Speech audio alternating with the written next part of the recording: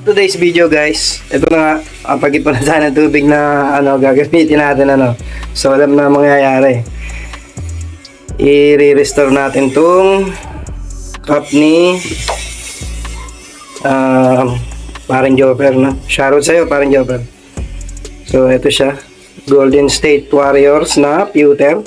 Okay, metal badge or kung anong tawag dito. Ayan. So sobrang dumi niya. So need muna natin siyang linisan. Ayan, yung itsura niya. Ayan, ang dugyot ng loob. So ayan.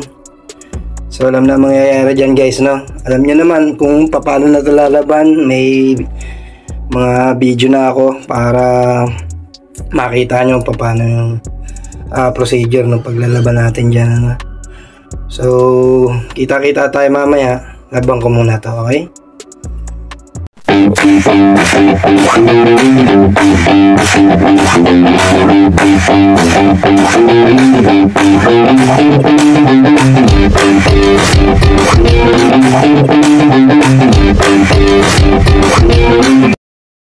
And we're back mga ka-Cellsweet. So while waiting tayo dun sa pinatutuyo nating cup na nilalaban natin kanina, which is cup ni Paring Jopper.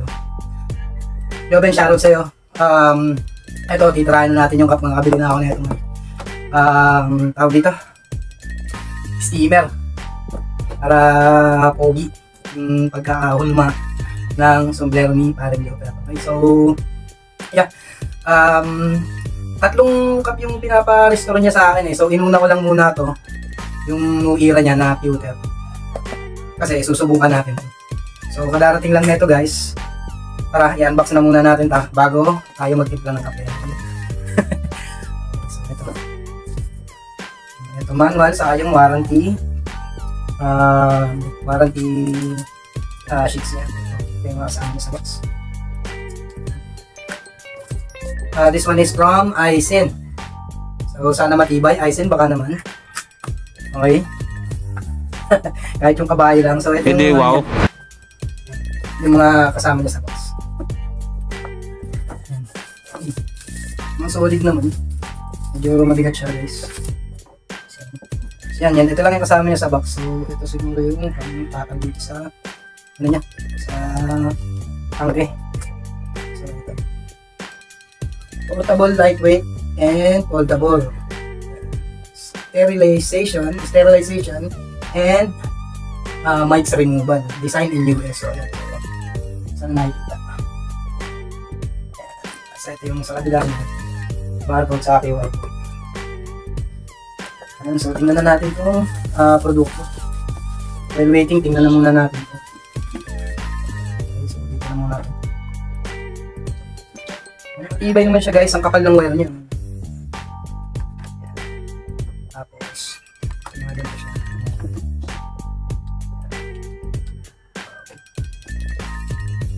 Ayan, matibay naman siya. Tapos ito, pinagagawin mo lang siya, pinutin mo rito para matanggal yung kargahan niya ng tubig. Yes din. Okay, sana tumagal. So testingin naman natin siya guys, no? Sana tumagal. Ayan, ganda naman niya. Pero may warranty naman daw to guys, 1 year warranty. So mapapalaban ka sa atin, ang dami natin uhulmahin. Kasi ang dami nating nagdating ng cups guys, puro mga vintage. Ito na, nakalatag na. So, i-review na lang natin sila, no, bawat isa. Saka jerseys and jackets, nagdating na rin. Halos nagsabay-sabay din kasi. So, unahin lang muna natin to. And yung mga pinapa-restore sa ating cups. Okay, so tara, testingin na natin to. Tuyo na yung cup, okay? Titikla muna tayo ng cup. So, subukan na natin siya. Okay. Alright, so ganito siguro na siya.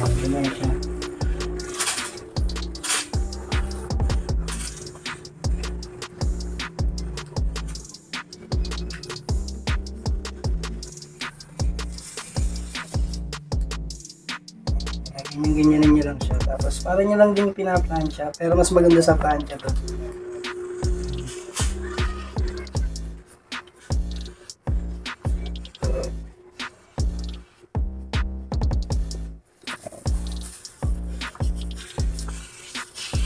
i-steam natin.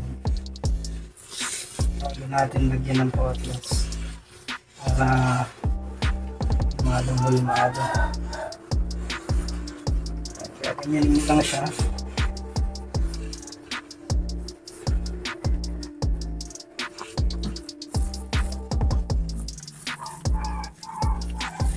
Para solid yung pagkakahulma.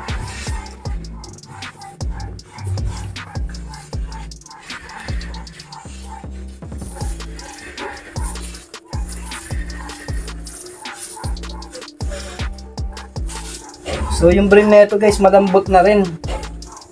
Pero pa-planchahin na lang natin yun. Flat iron naman ang gagamitin natin sa brim. Uhulmahin lang muna natin and then patitigasin. Ngayon, pag matigas na siya, saka natin siya pa-planchahin yung brim niya. So sa ngayon, lang muna steam. Natin siyang steamin.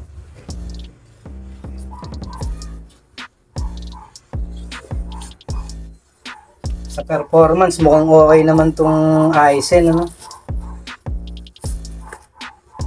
Sana magtagal. Bagay, maketesting natin ito. Yung talagang tatagal. Kasi ang dami nating uhulmahin, ayun. Bago natin gawa ng video yan, lalabang ko na muna. And then, uhulmahin ko. Para naka-shaping na pagka i-review na natin. Guys, pwede rin to sa jacket at saka sa jersey, saka sa mga kung ano ng damit, bawa polo. Pwede rin to. Pwede rin gamitin to. Aizen, baka naman. Yan. So, ganyan-ganyan lang guys. Ewan ko sa inyo kasi yung may iba kasing naguhulma na pa ganyan-ganyan lang. Pero kasi mas gusto ko yung pinatamaan siya ng ano ito. Mainit to guys ha. Ingat kayo sa paggamit na ito kasi umiinit to. Disgrasya. Makakapaso.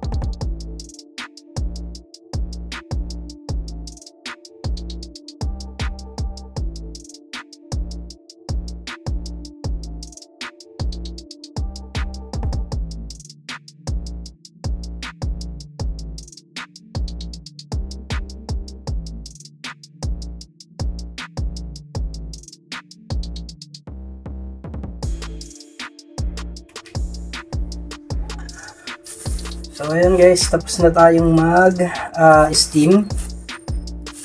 Medyo nakuha naman natin yung shaping na natin yung shaping. So ang problema na lang natin ngayon is yung brim. So for the meantime guys, patutuyuin muna natin siya. And then pa-planchahin na natin itong brim. Okay. So, lalagyan muna natin siya ng potless na. Tara. So, yun nga guys, no? Performance wise, okay naman siya. So, palamigin lang natin kasi masyadong mainit, no? Tapos na rin tayo maglagay ng potless nung cup na hinulma natin. So, sobrang init niya guys. Sana naman hindi siya mag-overheat. So ayun, may nog-nog. Mukhang may misteryo nangyayari dito Ayan. So ang init niya. Wala, planche. So yan. lamigin muna natin bago natin siya ligpitin, okay? So, kita-kita tayo mamaya. What's up mga Kasal Sweet? So, ito na nga no, yung finished product natin, which is New Era Golden State Warrior Metal Badge. Yung metal. So, nung makita natin to is laspag na laspag. Ngayon, tayo na siya. Hindi, wow. Kasama ko yung may-ari. Sparring nyo. Robert, ano masasabi mo?